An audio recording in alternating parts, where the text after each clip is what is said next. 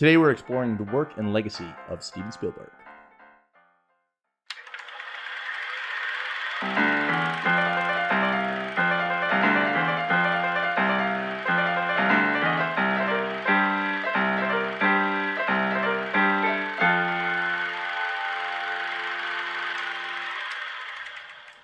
Welcome back to Lobby Concessionals, the movie podcast where nobody's right and everybody is wrong. That's Brendan, and I'm Parker. Like and subscribe, follow us along. Brendan's got a bunch of links down in the comments below or in somewhere. Did you say lick and subscribe? Like that too. Lick and like. Today we're talking about Spielberg, and we are joined by my lovely dad. Yes. This is Tim. Dad, thanks Hello. for being on the show. Thanks so much for having me, Brendan and Parker. Yes, I am lovely. Thank you very much. I have 58 years of loveliness. So- and, to the world, Oh, hello. I'm immediately done. Oh, yeah. So that's actually one of the first questions then is we've been doing, as of this recording, we've been doing this show for what? 5 months, 6 months? Yeah, 4 or 5 months. now? Yeah. I don't Yeah. know. Probably not 6 yet. Yeah. A question for both of you. Roughly how many times has Dad asked to be on the show? Brendan, give me a guess. Ballpark? Oh God, probably. Let's see. What's 3 times a week times 6 months is 7,000. 424, 72 times. And He is my son. That what was are you the math thinking? right there. It's definitely over 339. I lost count at 339 You kept times. counting though. Oh, every time, but then I was like, yeah. he's not responding. I kept anymore. slamming Yeah. my head into the wall. That Yeah. honestly, Correct. I think I lost more brain cells due to that. But I lost a significant amount with the repeated requests. Yeah. So Hey, This is you your got my voicemail You're like this Scorsese morning. at the Oscars. This is your Departed. yeah. This is. Oh, man. Brilliant. So again, thanks for being on the show. We've addressed this before. We Your have no pleasure. merch, so you're not getting anything out of this. Right, not even we that. didn't even pay for your Snicker. your My Starbucks. Your Starbucks. Oh, So- can I say that? Oh God. You Copyright. supplied the hot water. we did. I did get you hot water. Yeah. So you're welcome. Yeah. Thank you. So we're talking Steven Spielberg. I guess I should have pitched this properly. Dad, given no prompting, who Zero. would you say is your favorite director? It's funny. I created this list of random. Anyway, no, it's Spielberg. Absolutely, is one of my favorite. Yeah, you you're- weren't helpful when I asked you the question. over Correct. text. And that list is really confusing. Yeah, I know. I went all the way. James Uh, Gunn. And, Yeah, there's just it's an eclectic mix. Oh, it is. It is. It's a very eclectic mix. yeah. I'm an eclectic guy.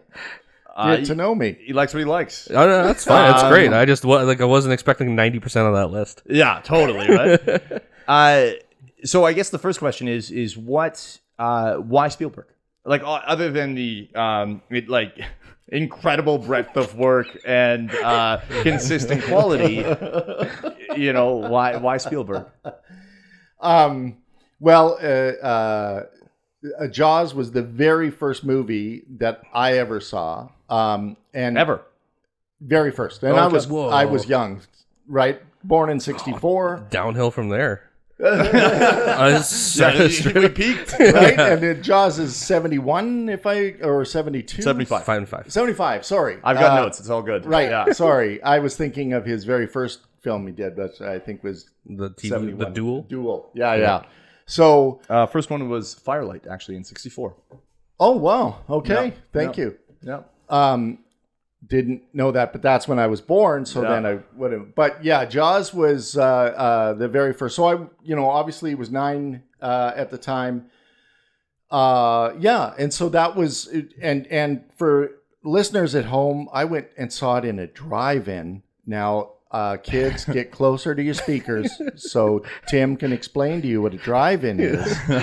You drove in your vehicle up to a giant parking lot, and there was a screen there anyway. And so, I remember my sister and I sitting in the back of our vehicle and enjoying Jaws. And so that for me was always significant. And now whether that's attached to director, if it wasn't Spielberg, Sure. maybe I would have a fondness for that other director, whatever that may Francis have been. Ford Coppola. Right, Yeah, right. yeah. But no, it always stuck. And then, of course, you mentioned Duel, Brendan, which was something that was significant for me as well. I remember this crazy, messed up story about this truck, and you never really got to see the dude behind the wheel, but terrorized this poor guy that had made the mistake of cutting him off or blowing his horn, and so that always stuck with me as well. Yeah. So, but yeah, that's and so ever since then, I'm not saying I would have gone out of my way to see every single Spielberg film, because he's had some real lows as well as some highs. Sure. But at the same time, he's always resonated with me a little bit. And obviously, listening to your podcast, I do agree with a lot of the directors that you've already talked about previously. But I mean, for me, that stood out for me. Walk me through the roller coaster as a 9-year-old in the backseat watching Jaws. Yeah, no kidding. And that's what I was wanting to unpack a little bit here too. Because that is an experience I'll never get. I imagine it'd be similar as watching Jurassic Park in the theater the first time for me, and seeing the dinosaurs for the first time and all that stuff. But Parker and I can only listen to stories about the terror of people not going to the beaches for 5 years. Yeah, totally. So as a 9-year-old boy watching Jaws, what is that like as it's happening? It wasn't scary to me at all. Oh, not at all. No, I didn't find it scary. In fact, bear with me. No, you for went a second. straight to the beach. Right, exactly. The boobies, this naked girl at the beginning, right? She's the first casualty, and I was like, what is going on, and what is that? And I need to check out these beach things. Right. Yeah. No, I was never scared. It was intense, but I didn't go home going, I'm going to have nightmares. That wasn't an issue for me at all. In fact, I loved that whole experience. And again, for the kids at home, a drive-in, the sound system was absolutely terrible. It was a metal box that you actually brought in and you attached to your window, and then you rolled your window up, and that was where the sound came from. So there was no surround sound or anything of that nature. Plus, you're sitting in a vehicle, your parents are in the front or whatever. I got my younger sister who was 7 at the time or whatever. So we're kind of looking at all the shiny objects and everything that's going around us besides the film itself. It wasn't immersive, right? As much as what we're used to now. So it was not scary. I didn't find it at all, but I loved it. I loved it from the beginning to end, and I couldn't wait to see another one, right? I couldn't wait to see more films. And in fact, that was, again, something that growing up, and I've regularly told this to Parker and his brothers as well, about how growing up with me and my sister, we would scavenge quarters, nickels, dimes in the couch cushions, because kids, this is how old I am, those who are listening, $1 was all it cost for a children's ticket to go see. So my sister and I on a Saturday afternoon or a Sunday afternoon would scrounge for coin so that we could walk to the local theater and watch the latest Disney flick or what have you, or kids or family. And that was cool. That was my life. And then, 58 years, movies, I've grown up, it was always movies. Everything was movies as far as I'm concerned. So. Well, and so I don't want to get too far into this. I actually have a question I want to circle back to, but I do think it's interesting just because Spielberg is one of the few probably that has been then consistent throughout that time. Him and Scorsese are probably the only directors that have made films basically your whole lifetime then, right? Longevity. Absolutely. And again, consistency,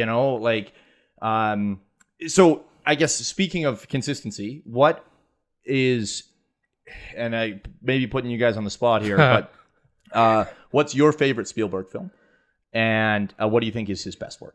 So from a filmmaking point of view, and for the record, I'm not going to let Brendan go first. Oh, you're not? No, because He never does. If I let Brendan go first, then it's going to establish something, and you're too nice. You'll be like, "Oh, that's a great answer," So I need you to. So, Dad, you're up. What do you? So sorry, best and worst? No. Or Your favorite Spielberg film Okay. and what you think is his best film. Oh, okay. Absolutely, 100%.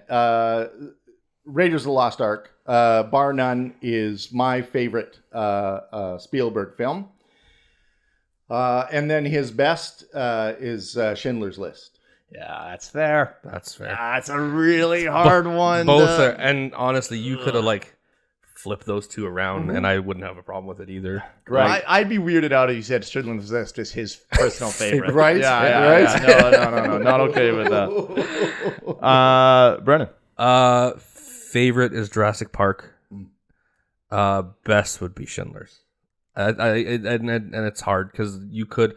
I have like a top 3 of his best, and it's just like Schindler's, Jaws, and Raiders are darn near perfect movies. Yeah. Right. And I think it was like Tarantino said that Jaws is basically the best film ever made. Wow. And it's close. Well, and It's close. And that would be a Tarantino quote, huh? Yeah. Yeah. Big surprise with that guy. Yeah, I'd probably I'm gonna say Last Crusade personally as my personal Last Crusade's favorite. so good. And it's just my favorite indie. Connery is the thing. Like Connery and Ford together is just Yeah, it was brilliant. just magic, Yeah. right? Yeah. So because Raiders is a better film. Yeah. But oh man, I just can't I'm with get you. over that. Last Crusade's my favorite I love indie it. film I love by it. a long shot. Well, and see, so my argument is that if it wasn't for Raiders, would you have had such a fondness for Last Crusade? Because see, Raiders Absolutely. sets the character, right? No. Right, and then Raiders the tone. walks so Last Crusade can run. Right. Like Correct. absolutely. Correct. But yeah, personal favorite, I'd say Brilliant. Last Crusade. Good. And then best, and I think I'm just gonna I can't just say Schindler's. And you've both said it now. Right. So, can do It's it. got to be something you else. could do it. I I know you're a was- big Warhorse guy. I was already considering it. For me, the toss-up, if I'm not picking Schindler's, because I think it's Schindler's, right? Yeah. But if I'm not picking Schindler's, I would toss it up between Close Encounters and E.T. Oh, Close God. Encounters in E.T. I think E.T. is incredible. Like, I mean, it is.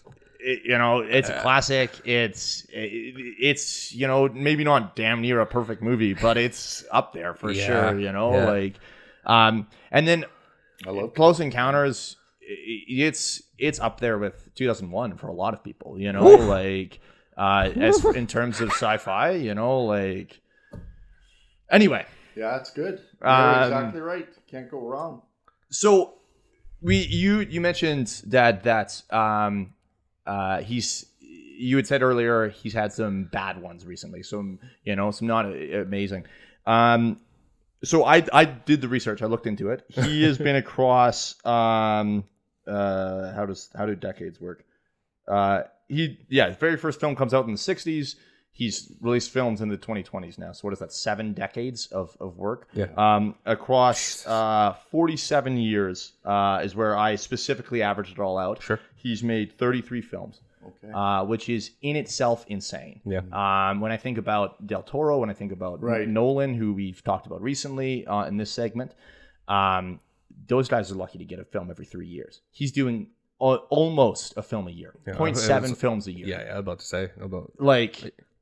That output is insane. And on top of that, I looked at the Metacritic scores and averaged them all out. So for the films that have Metacritic scores, because Firelight, his 64 release doesn't, but everything else does.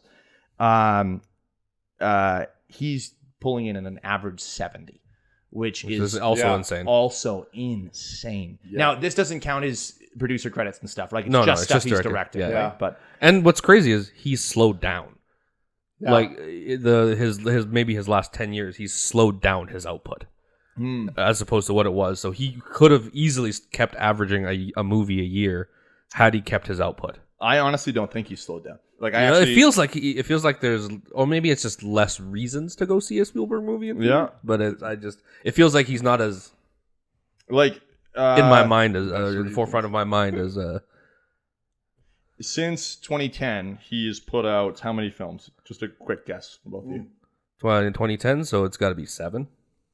Yeah, I was going to say 8 or 9. Yeah, it's 8 films. 12 years. Yeah, that's actually 8 films quite is insane. Right. Again, and I actually don't even know how old he is, but he's got to be in his 70s, right? Yep. Right. Like, holy sm- Anyway, so I'm curious. Do you think there is a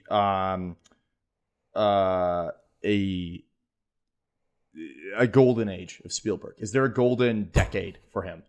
What do you look at as the golden age of Spielberg's film? Jesus. God, you could make an argument from anywhere between 75 and 2001, I say. Yeah. Right.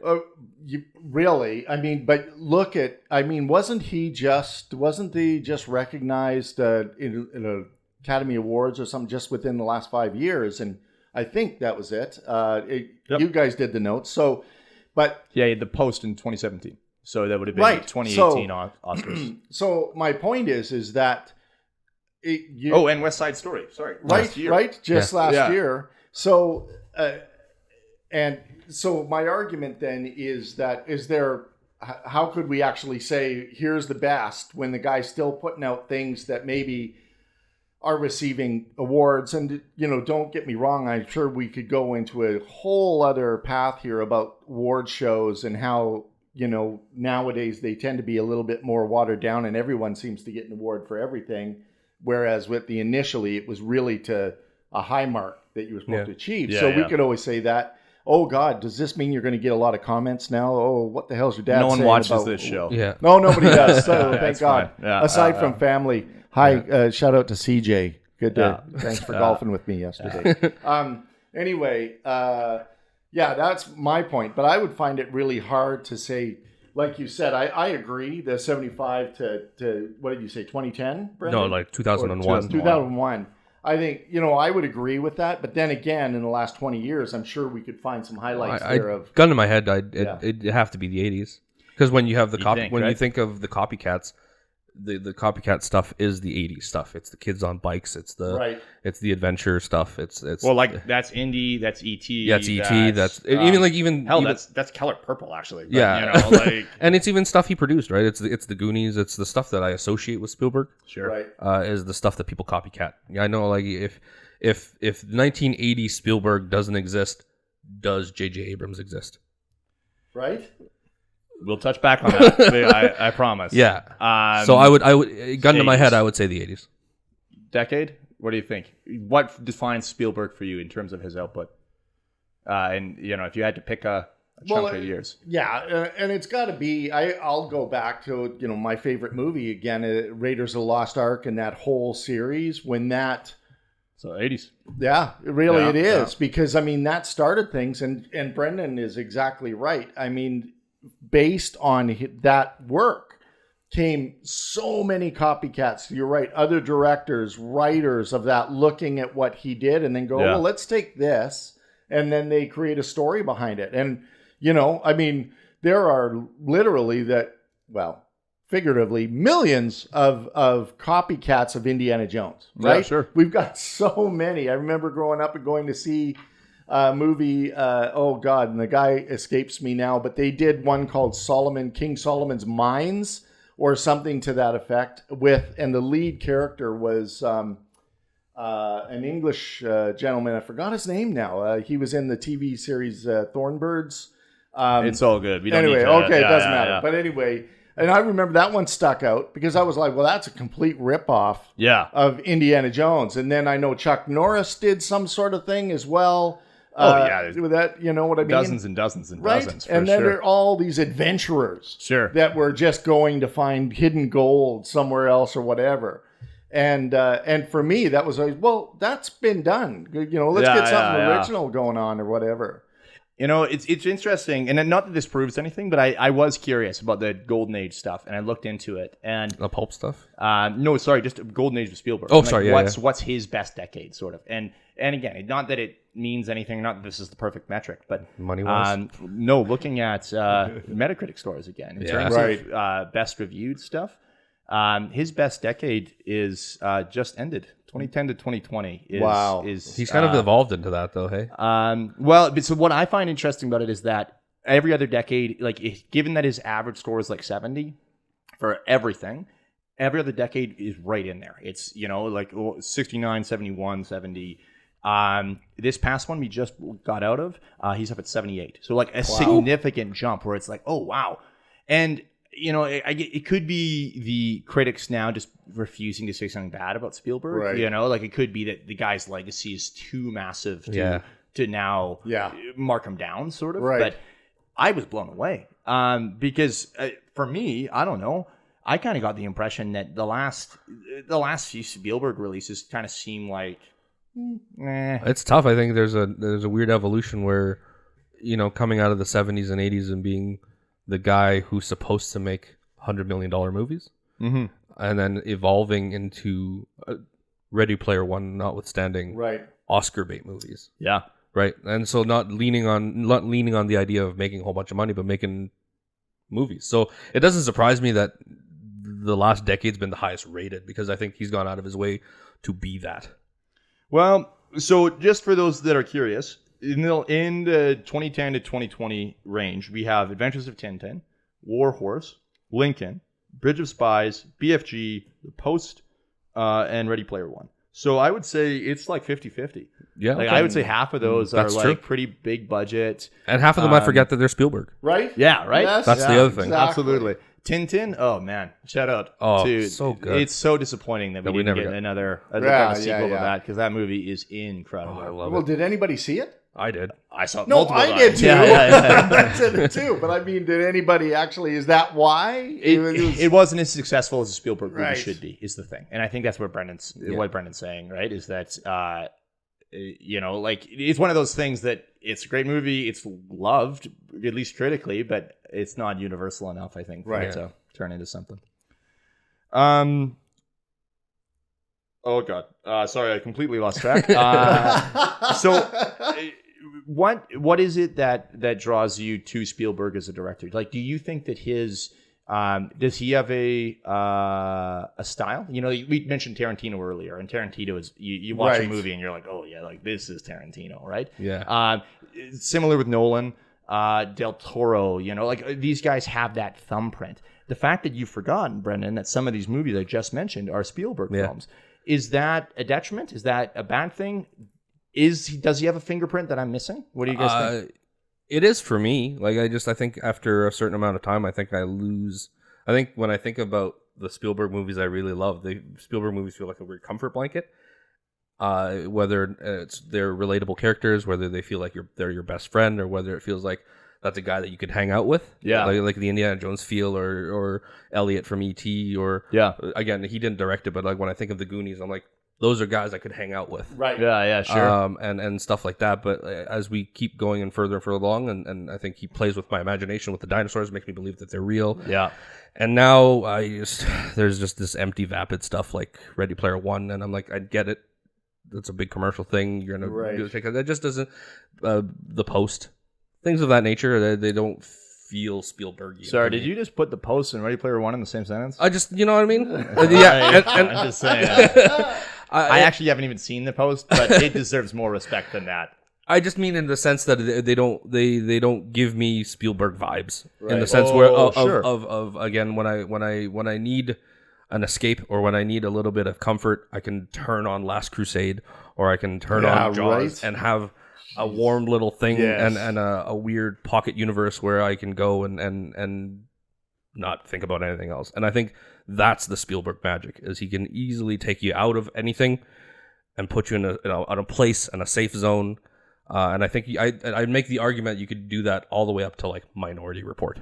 And that's sorry, you think he did have at one point a thumbprint? Yeah. And that he just doesn't anymore. I don't think it's the same. Dad, I will come back to that a little bit. Okay. What do you think? Do you get an impression that he's got a particular style? Not really, no. Because when you look at somebody, if we had someone that would watch, say, Last Crusade as an example, and then immediately after watch Schindler's List, and then say to this individual, do you think these two movies were directed by the same person? Yeah. I think they'd have a struggle to that, or whatever, and really struggle to say yes or no. But yeah, no, I don't think he does, because I mean, when you use Tarantino as an example, or even Nolan for that example as well, there's clearly something there. Yeah. There's a thread. Sure. Whereas I have to say, going back to every single Spielberg film that I've ever seen, and I'm with Parker. I didn't see The Post, but I do know that's the one with Meryl Streep in it, right? Isn't that it? Yeah, Yeah. correct. Okay. And Tom Hanks. Right. Tom Hanks. Yes. Yeah. Oh, of course. Yeah. No. Then maybe I did see it, but there's no line there that I see that would. Oh, that's a Spielberg film, or that is, because, like you say, there is a touch with Sure. the other directors that we're seeing. So no, I don't think there is. So I a bit is that a disagree. good thing? Oh, 100%. You Because think I it is? think, I mean, when you look at the longevity of anyone, say, look at Martin Scorsese as an Sure. example as well. He has a thumbprint in most of his films. Like when people say Scorsese, however, he's also done some other things, and I think that's the thing with the directors that have longevity. And you Yeah. were saying 70 years, Parker? Is that what you said earlier with his Age? Or sorry, no, 7 decades, 47 decades, years. 70. it's 47 years 47, of making sorry, films, sorry. but across 7 decades. 7 was the thing. decades. Sorry, that's what you said. Sorry. So yeah, for me, what I see is, if you're going to have longevity, is also the freedom or the flexibility, be able to make films that are, like, you look at Ready Player One as an example that's saturated in video game references and Sure. things that is just brilliant. But when did he do that? How old was he? Brilliant's a strong word. No, sorry. Sorry, how old is...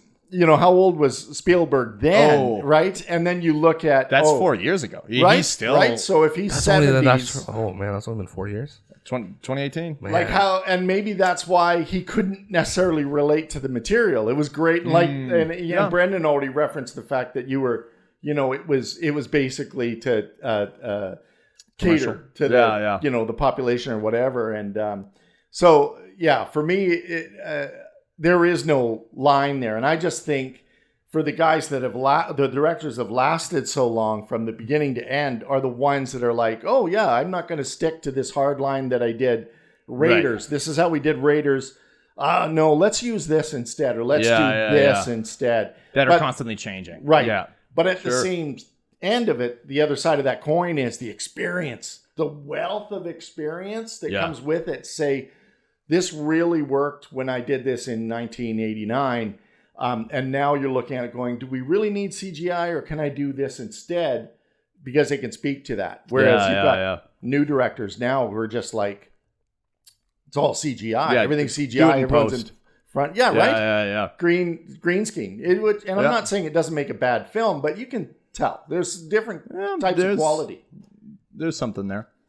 What do you think, Brennan? You're saying that he does have a thumbprint for a chunk of his career. I is think that he important to him? Is that important to you? Do you think that thumbprint makes him a better creative, or? I don't know that it makes him a better creative, but I think, much like you brought up Scorsese, who is a big influence on me. But when I think of the two careers, and you're like, it's important for them to evolve up and down and for longevity. But at the same time, you still want Spielbergisms, you will still want Scorseseisms, and I think the Spielberg experience, much like in the spirit of Nolan, is the theater experience. Yeah. Sure. Right? Those movies, and whether or not the themes are the same or whatnot, there's a reason to go see a movie, and that to me might be the biggest Spielbergism. Yeah, right? absolutely. And I think that's what he's kind of lost in the last couple of years in terms of taking on.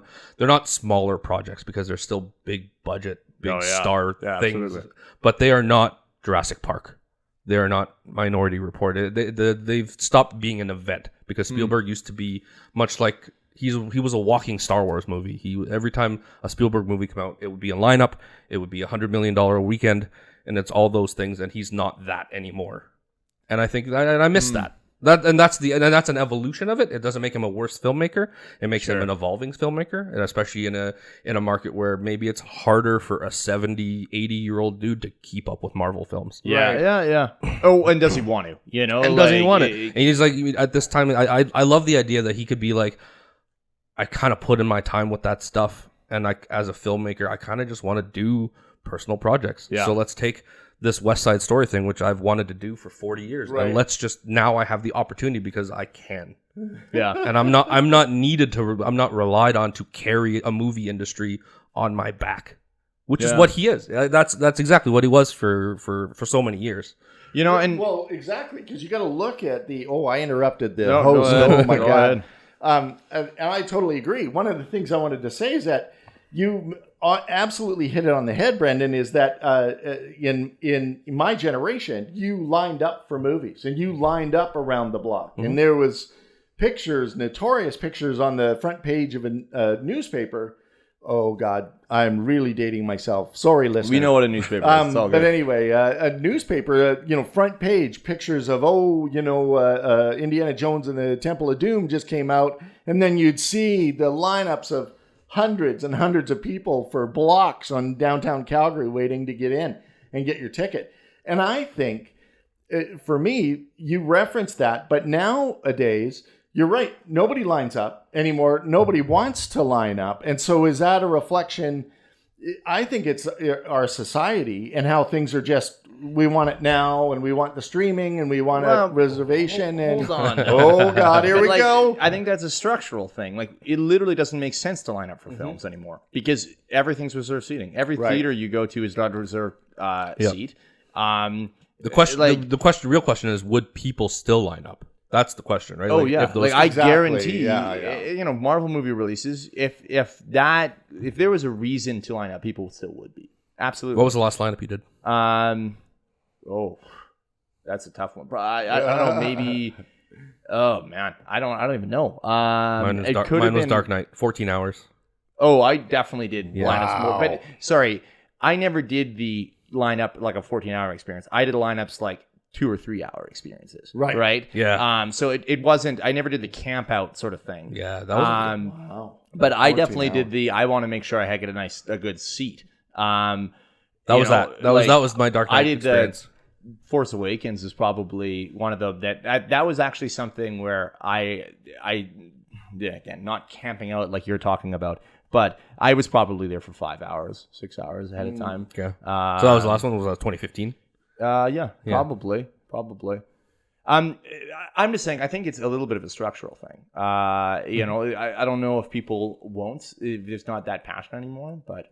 So the question really is, what you're saying is, if a Spielberg movie like West Side Story is an example, saying being his latest or whatever, would people line up to buy a ticket for that? Right? Not that one. But not that one, That's sure. a terrible example. But what I'm saying is, that, if there was one that were to come out tomorrow, is there? Would Are people people line lining up for for Indiana Jones 5? Right. Right? Because that's coming out in a few years. Yeah. Right. I don't know. Next year. Do you, next year? Yeah. It's not Spielberg, though. What? Yeah, it's James Mangold. Yeah. Oh, I did know that. Yeah, Spielberg actually. walked away. Oh, right. Okay. Well, and when you think, I wouldn't blame him necessarily. Kingdom of the Crystal Skull. I enjoyed that. I movie. liked it. Well, I enjoyed it, but I I liked mean, most of it. You know what I mean? It wasn't. It wasn't up there. It wasn't a top tier. It felt removed from the other three. I It think. was. Yeah. It was Like absolutely decades removed. Yeah. It's like, did you even look at Raiders of the Lost Ark? Yeah.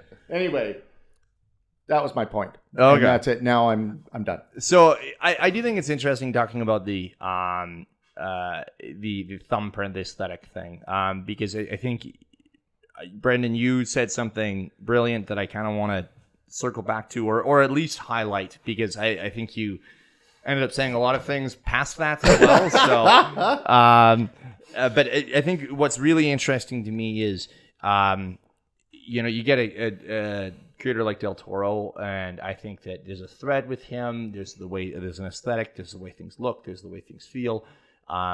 Each of his movies ends up being there's so much creature stuff there, But I find with Spielberg, you get the impression I get with him is that the creator here loves movies, and that's one of the each of his films, to me anyway, is in awe of cinema, and it's very clear that this is something that he's passionate about and absolutely adores. I remember Kevin Smith did a thing once and said something about how I'm not going to be making movies my whole life. This isn't what I really intended. I ended up making a movie and I did okay at it. Right. But he said, I'm not a Scorsese, I'm not a Spielberg, but it's because those guys are going to make movies till the day they die. Yeah. And it's because they adore it. And there's nothing in life they love more, which is weird to say because I think Spielberg has got kids and he loves them and, grandkids. So I'm sure he does actually love them. Yeah, but those kids aren't a $30 million payday. And, So can I ask then and interrupt again because of my right as a parent? You were getting crossed off the list of returning guests so fast. Never. Yeah. Hey, my one and only shot at infamy. But my point was, is a myth or a story, and correct me if I'm wrong if you guys have done your research and things, there is this story that how he became a director in the first place was he went on the Universal Studios tour and snuck off in the middle of it to go and go to an office of a major producer executive and pitch them on him, and that's how he got his first directing gig or something to that effect. Have you guys ever heard of that story before? No. And that could be myth or legend, but yeah, this could just be something you just made up. No. It sounds convincing. In the 80s, it was constant. There was commentary about the fact that Spielberg's roots was that he snuck onto a lot. I just know when the stories you hear where those big guys would be Spielberg, Scorsese, Lucas, De Palma, Coppola, and they just made it together at some point. Mm-hmm. I don't think Lucas barged in on anybody to make THX the 1138 or American Graffiti, and I know De Palma the same thing. So I just thought that those guys were, I think once one of the two of them started rolling, I think it was just easy to pick up on those guys and be like, those are it. Right. Those are the new guys, and we're just going to keep rolling with them. I mean, that's all. Those are the only stories I've ever heard. And I think ultimately it would be really hard pressed after making Jaws, like you said, that has been credited as probably the very best movie ever made, opening to ending sort of thing. You'd be absolutely stupid to turn after that and go and say, well, no, that guy, we don't want him as a director. Yeah. Even though I think the next movie he makes is a bomb. Pretty sure. Like he's had. Next film is Close Encounters. Is it next Close Encounters? Oh, is it? The same year as 1941, and that's a bomb. That's the bomb, right? So he comes Close Encounters and then a film called 1941. Which is, I believe, his worst reviewed film. There it is. That's the comedy, right? With I literally do not know. John Candy and Belushi was in it, and are you asking me or telling me? Oh, you guys have never seen 1941? No, it's one of those ones. Worst film. Why would I? It's also it's impossible to find. At least I've looked for it, and I've never been able to find it. So I saw it in the theater several times, but obviously, my generation, we didn't have DVDs. I thought it was brilliant as a comedy. Belushi, sorry, I don't know why I forgot his first name. Not the brother. Jim. John. David. John Belushi from SNL. He played this cigar-chewing World War II aircraft pilot, and it was brilliant. And landed right in the middle of Hollywood and crashed his plane in there, and it was brilliant. Anyway. Good to know that it's got a defender, like no one else seems to be defending it. Literally cannot find this movie anywhere. Yeah. Sorry. There is a famous scene of a Japanese submarine that sneaks into Los Angeles by anyway, there on the coast. And it starts going up, and a woman is swimming in the ocean at the time, skinny dipping. And ends up grabbing the periscope because she's right underneath and they're coming up. And then this Japanese character or whatever opens up the hatch and he looks up and all he sees is this naked woman dangling above on the periscope. Yeah. And he goes, Hollywood! And it's just, that will always stick with me. That and landing in the middle of Los so Angeles. naked I'm women not- at the beach is your Spielberg selling point it's so a far. comedy. He's It's a coming comedy. back. That's weird. So that's the thumbprint. Yeah. That's the aesthetic. So I'm gonna completely shift Change. gears here Yeah. because things are getting off the rails. Sorry. So is Spielberg the Tom Hanks of directors? That's an amazing question. Reliable, but maybe a little boring, maybe a little safe. Oh, I don't know that he's safe. No, He's safe now. Again, no, that's what I mean. Sorry, sorry. Has Spielberg and Has Hanks he evolved the become same that? way? Because is this you're talking about how Spielberg films used to be event films and they're no longer that. And is that part of why, or is that why? Because he's this okily dokily, kind of guy. So we've had this conversation a bunch of times, and we had this conversation with CJ when we did Objectively Wrong with Tom Hanks. We did the Tom Hanks episode, and yeah. Correct. you kind of wonder if these guys are still needed in the current state of Hollywood. Like, obviously they are. If by these guys you mean if Spielberg is needed? Spielberg and Hanks. Yeah, They just okay. at some point these movies have evolved into other things, and we talked about lineups before, and Sure. at some point people would have lined up for Forrest Gump Yeah. or Castaway, Yeah. and now I would be hard pressed to put Tom Hanks in any movie that anybody would line up for. Other than the obviouses. Other than the obvious, if we threw him in an MCU movie or Sure, whatever. But sure. if you put Tom Hanks in a Steven Spielberg movie, which they did in The Post, is anybody lining up for it now? No. And I would argue that if The Post existed in 1991, I'd say maybe you had a choice. There was an option that would be the case. Interesting. So I wonder if it's just an evolution of Hollywood. It's a structure thing. Right? Are we at the point where the stars are younger? Tom Hanks is too recognizable. He's too memeable. Yeah. At some point when stars become too memeable, they lose appeal. Yeah. They go away to for a me. couple They of years. go away and they come back, yeah. and so few actors have been able to lean into that. Nick Cage being one of them. Sure. Right? But even Samuel L. Jackson couldn't do it. Right? Like it's one of those things. So I don't know. It's a good question, but I think it's just an evolution and a structure thing. And So you don't see him as being safe or being a easy bet sort of thing? no, Or not maybe an anymore. easy And bet. in that sense, I boring. absolutely agree. If the question is Spielberg the Hanks of directors? Absolutely. Yeah. Absolutely. Well, and Yeah. see, but I think also the challenge in that question is the fact that the sheer quantity. Remember, in Raiders of the Lost Ark, there, and sorry, what I meant was by sheer quantity, the quantity of choices, the movies coming out now, and it's really interesting. I've been thinking about this for the last couple of weeks because I watched an interview with Ethan Hawke. And he was talking in regards to Paul Newman and his wife, Joanne Woodward. Is that right? You can Anyway, okay, it doesn't matter. Yeah, Anyway, yeah. and his wife being, because Ethan Hawke has just made a documentary calling, about movie stars. But he followed their two lives.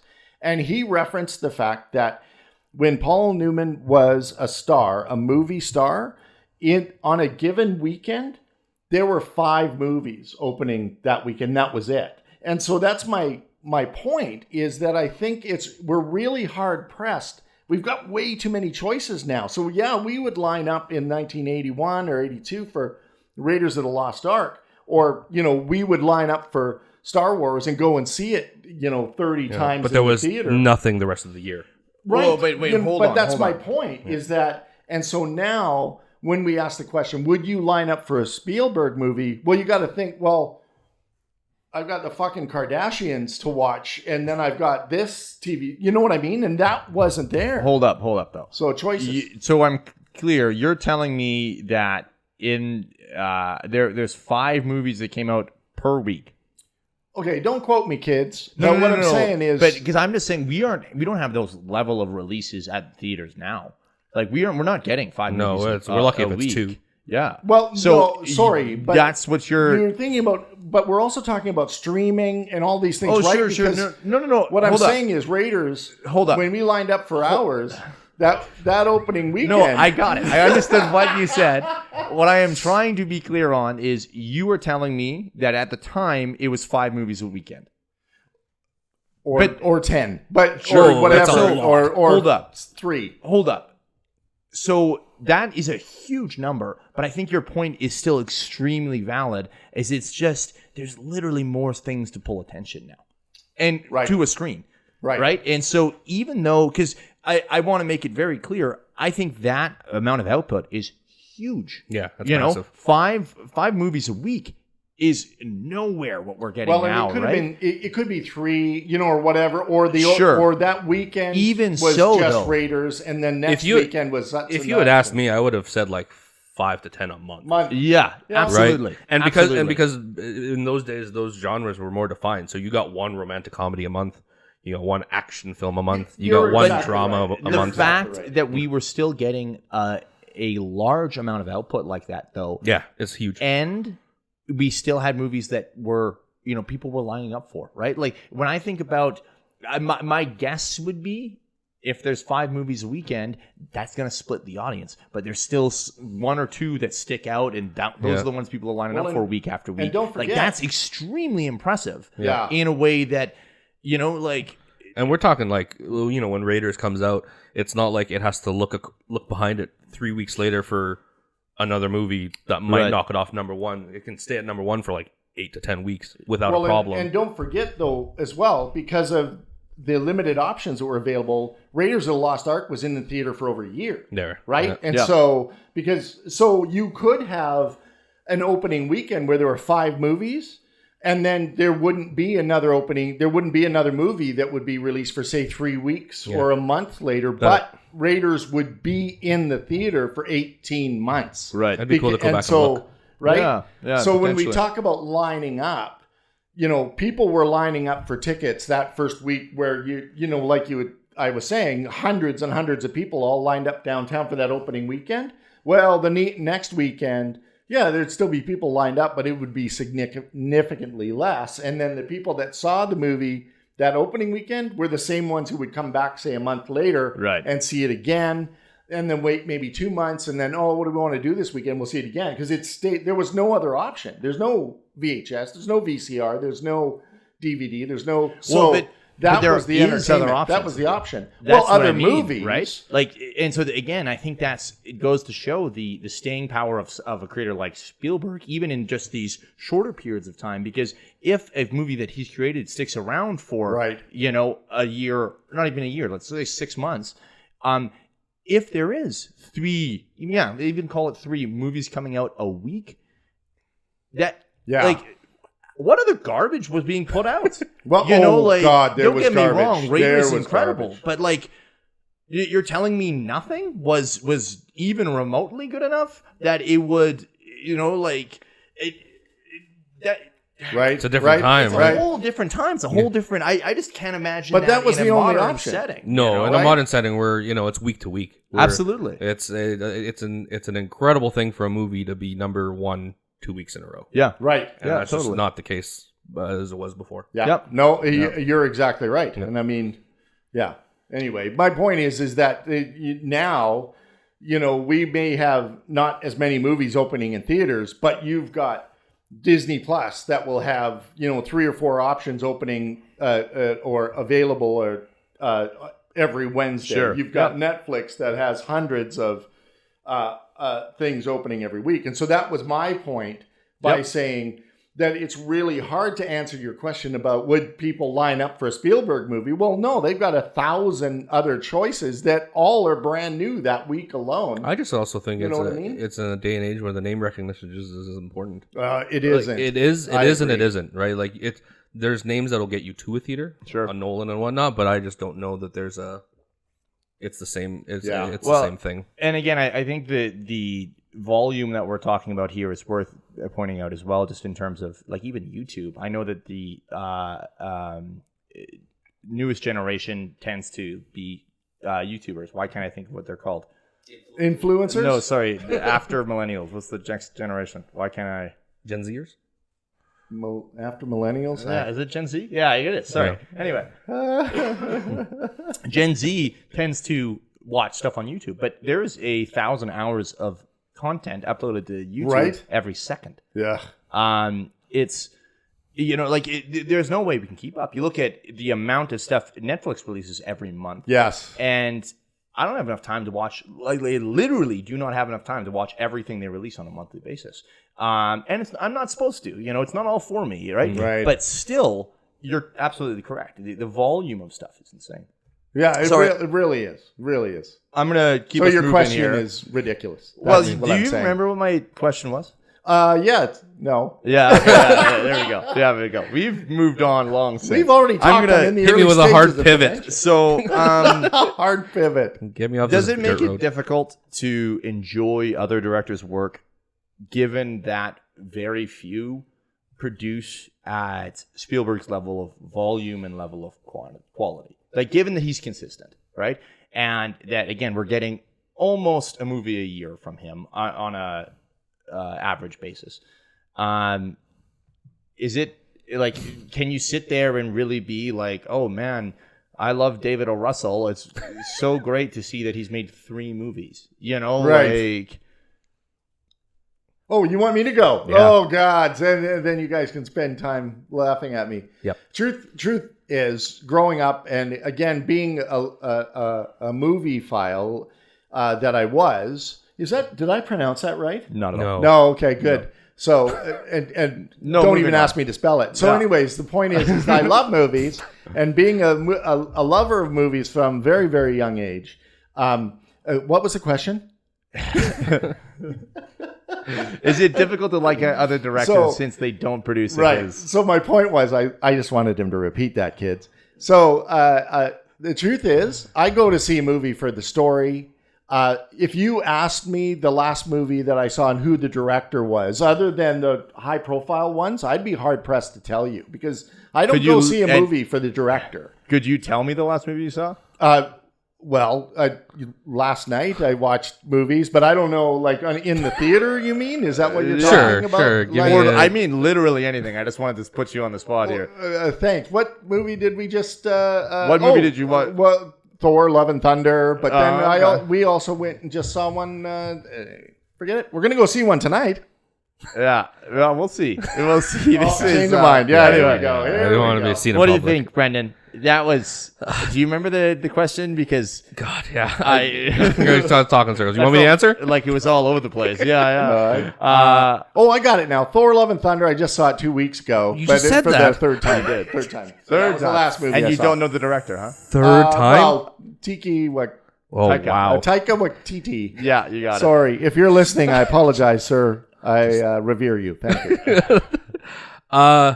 No. Like, Sorry, I'm now lost and confused. The question is, I don't think it takes away from other directors that I Okay. watch. But at the same time, I don't pretentious as hell. Sure. As I just Oh, don't, here we go. I don't watch movies the same way.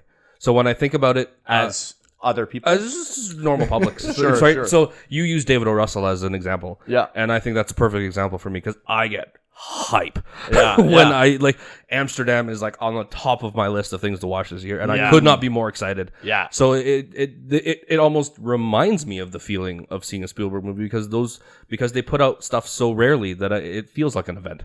So fair like enough. when a Del Toro movie comes out, because he doesn't put one out every year, I'm like, oh man, we get a Del Toro film this year. Yeah. That's amazing. When a Nolan film comes out, it feels like an event. It feels like, hey, that's the one I've got to go see it in IMAX. Here's one every 4 years. Yeah, there's yeah. no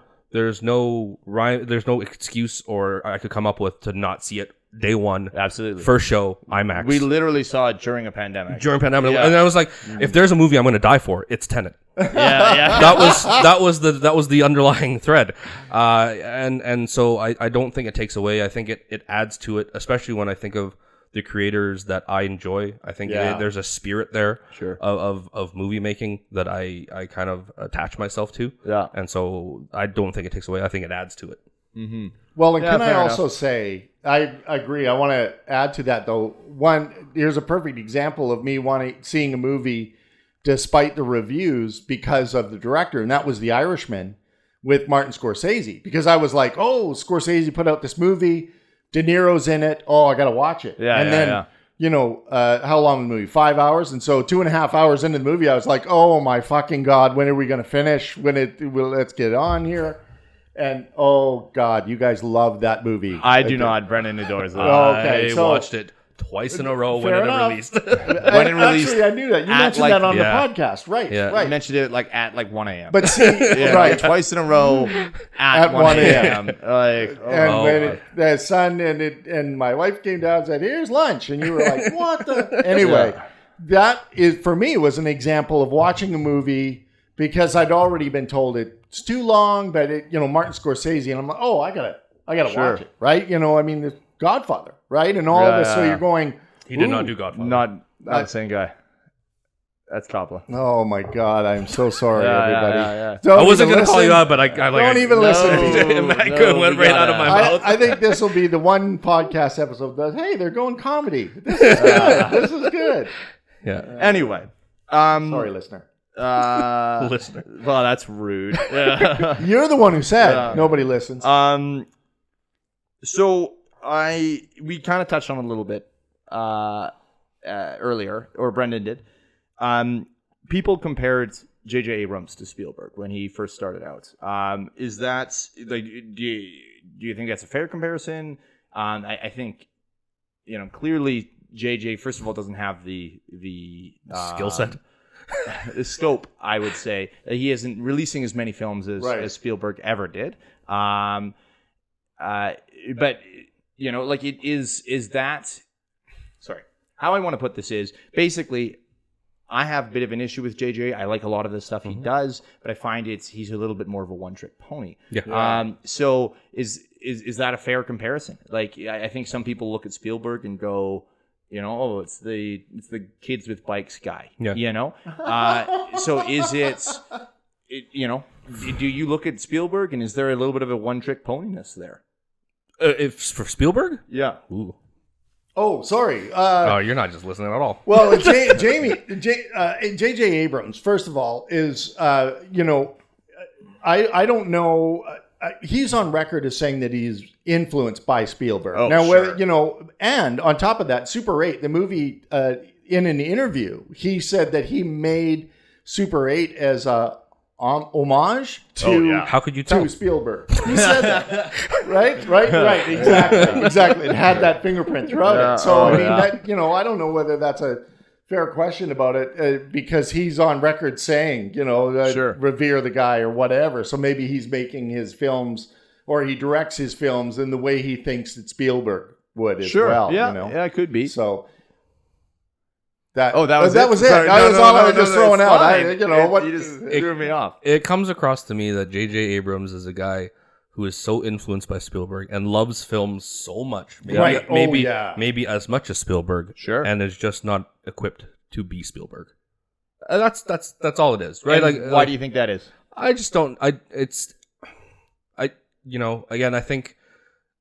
Is that like a pure talent thing? Yeah, I think it's a pure talent thing, and I think it's just a way maybe you're brought up. When you look at Spielberg and his influences, if you hear at any interview, it's this huge breadth of cinema. It's like 100 years of cinema crammed into a single dude that can put out a thing. I think with Abrams, it's just like, I grew up on Spielberg. Right. Yeah. So the influence is Spielberg. Yeah. So the one trick pony is distilled through 100 years of cinema into Spielberg, into J.J. Abrams. So that's where it collapses in terms of a flow chart. And not everybody's gonna be Spielberg, and I think it's tough to live up to the shadow of the dude who is the father of modern day blockbusters. Yeah, right. absolutely. And so when I think you get pigeonholed into something like that, especially in his early career, sure, I think you either try too hard to live up to that, or you try too hard to get away from that, and both are not good things, and especially in terms of JJ. So now you're expected to be the nostalgia guy. You're expected to be the mystery box guy. And then you're constantly having to live up to that, and your mystery boxes get shittier and shittier and shittier, which is probably you and I have the same problem with JJ. Yeah. Essentially. Yeah. So I just think that's what it is. So can I be contrary a little bit, if I haven't been? In all, I want to say one thing, though, and I a bit on J.J. Abrams' defense, a little, or maybe not, is that in my generation, and films coming out a bit prior to streaming and digital and VHS and everything else, I feel that there was so much pressure on the director in putting that movie out and to make it quality, and they had to look at every little thing. Whereas now, with, at least in my humble opinion, is that with J.J. Abrams and other directors, it's like, well, you could have a shitty one and then we'll do a really good one later. Whereas in 1970s and 80s, it was like, we're investing all of this money in you. This is a make or break thing. And so you spent a lot of time on it. Whereas now you're like, well, don't worry. You're going to have a flop and then you'll do okay the next one. And so from the director's point of view, it's like, I don't have to work as hard to put this out, because the studio is already backing me because of my name. So I'm not going to worry so much about the details that, say, the 1980 Spielberg would have, because of all the crushing pressure that was on. Do you get what I'm saying? Mark Webb and Duncan Jones would. Yeah. no. So wait, you're saying that it is easier for directors now because there's a lack of pressure. There's not as much pressure as there used to be. I'm not saying it's easier, but I think there's a lot less.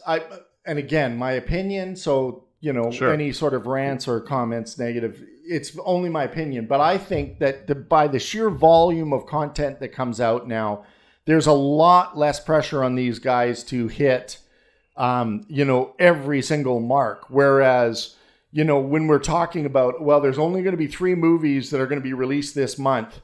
Spielberg or Steven, you better kill it. You better kill it. Let's make sure. And so it's like, we got to have everything spot on, the details there. Whereas, like you were saying, and you made this a comment, we can get it in post, or we could CGI this. Sure. And so then we don't have to worry as a director, maybe necessarily behind the camera going, he missed that mark, or I wanted him to reference the hamster in the wheel over there, or I wanted him to do this. He didn't. No problem. We'll just cut this in later. You know what I'm saying? I think the pressure's less. I think you're half right, and I think it's all in the wording. I don't think it's a thing in the 70s and 80s where you're just like, Spielberg, you better knock it out of the park. There's pressure. I think it's, what movies can we make until Steven can give us the money we need to make the next 3 years profitable. Right. At that point, he's so bankable by the 80s that it's not Steven needs to knock this out of the park post Raiders of the Lost Ark. Right. It's in 1985, we can rely on Steven Spielberg giving us $300 million. So what else can we do? And I think sure. And I think now, I think JJ's first film is, I think, Mission Impossible 3. That's a lot of pressure. Yeah. Right? That's a franchise. That's a dude that just did Alias and Felicity getting a Tom Cruise franchise. Yeah. There's a ton of pressure there. So and a franchise that had sort of, like, maybe not dwindled. It was close. But it was touch and go. Was clearly people were like, oh no, absolutely. So I don't know that I would agree. I half agree. Yeah. Well, and so the other side of that is I think you'd be hard pressed to find a point in Spielberg's career where he's under more pressure than JJ is trying to to launch the Star Wars sequels, right? And Star Trek 2015, right? Honestly, Star Trek, I don't even see it that same way. No, it's a lower thing, but it's definitely. I see what you mean, but the fact is Disney just puts in billions to buy Star Wars, to buy Lucasfilm, and then they rest all their hopes on one guy. Yeah. I don't think Spielberg has a moment like that in his whole career where it's basically, he's got Kathleen Kennedy and Disney breathing down his neck of, you better nail this or we're screwed. Yeah. I basically think he has the moment after Jaws. I think it's the moment. 100%. I think, and that's it though. That's any director. And I think after that, I think he's the safe bet. Yeah. Interesting. So I guess to sort of wrap that up though, how do we feel about the JJ comparison? Is it obviously, again, JJ hasn't produced at the level that Spielberg has. But is this someone? Is he someone that we can still think turn this around? Is this someone? Oh, I'm done. He can't live up to that. Like that's a legacy that's impossible for him to like live up to. I also think he shouldn't try. So you're never going to you won't buy a ticket to a movie that's now directed by J.J. Abrams from this day forward. It's not like from like 2 years. Yeah. It's not that I wouldn't, but I wouldn't have the expectations that I used to. Right. Oh, I see. So it's that's easier. You're like You'd basically have to get me to convince him to go. Right. Like, and there's so little goodwill. He'd have to build that back up. Right. And it would take more than one film at this point. Yeah. It would take a string of movies for me to be like, yeah, JJ is the guy I'm going to pay for again. And that's a guy coming. I love Super 8. And I like Super 8. I did too. Don't get me wrong. Right. And I like best film. Close to, yeah. I think so. Right. Yeah. I always get confused because I know he's not the Cloverfield guy because that was there's a bunch of dudes involved and I always get it confused. And that's like Reeves and it's Matt Reeves. Yeah, it's Matt Reeves. Yeah, so Cloverfield. Yeah, I got all this. Nicely done. Okay. I think that's kind of all I have. Anyone have anything things they wanted to say about Spielberg? Yeah, I have several comments. What I don't understand is we went through this whole podcast without talking about Animaniacs at all. Amazing. Are you kidding me? Like, just brilliant. Yeah, brilliant. It's because it's a movie podcast. Yeah, I was going to say, it's a movie podcast. Sorry, everybody. But Animaniacs is phenomenal. I just thought we could talk, when we talk about Spielberg, we got to talk about other things. And Tiny Toons? Yes, absolutely. Hold on. Brilliant. We can reminisce. What point do you want to make about Animaniacs? Nothing. Just wanted to make sure that Animaniacs, to plug it in that we should have referenced, his body of work. When we talk about, and obviously, like you said, this is a movie podcast, and I clearly, even though I've listened to every single one, was unprepared to talk just about movies at all, or about anything. But Animaniacs, for what it's worth, love, brilliant. I thought that it changed cartoons for me significantly. And you might have gotten all those references as a 70-year-old man at that point. Yeah, exactly. Because like as a 10-year-old kid, some of those references flew right over my head. Of course, so that's what made it so brilliant as an adult. And I think that's why it's even still, I think to this day, right? Isn't there there's a reboot. Reboot, exactly. I don't know if he's attached, but my point is he? So my point is it was so good. And when was that? 90s? Yeah. Right? But as an adult, with you guys growing up, you loved Animaniacs, or at least. But for me, that was a real turning point for me to go and say, holy fuck, there's a cartoon here that's actually geared, will engage adults, right? Yeah, and I mean, both, I'm sure there's examples of that before, but it resonated so much that Spielberg, this guy who's making amazing movies, he's actually doing a cartoon shit too. And I was like, this is brilliant. Yeah. And then my final point, I'm sure I've gone way too long. I apologize for that. Shout out, beyond obviously this podcast is my favorite, but a shout out to my other second favorite, Smartless. Jason Bateman, Will Arnett, and Sean Hayes, if you're listening, love to be on your podcast. Oh, yeah, because they need the plug. They're going to listen. Yeah, I was going to say, this is what they're listening, or whatever. Time out of our day. So just reach out to their connections, and I'd be happy to be on your show. It's Spotify top 10, infinite ads. And you're going to give them the plug. Perfect. Yeah. Takes the time. Interesting. Well, I can't end it on that. Brendan, can you add something? I don't know. That podcast is fine. Yeah. Worst guest ever? I've listened to one. I was like, that's fine. Yeah. They're not as funny as they usually are, is what I'm saying. True. Fair. There you go. Fair. I wonder who directs their podcast. Anyway, calm down. Just torpedo your little... I think this is probably the most frenetic episode we've had. And hopefully it, Oh, I can't wait to listen to myself.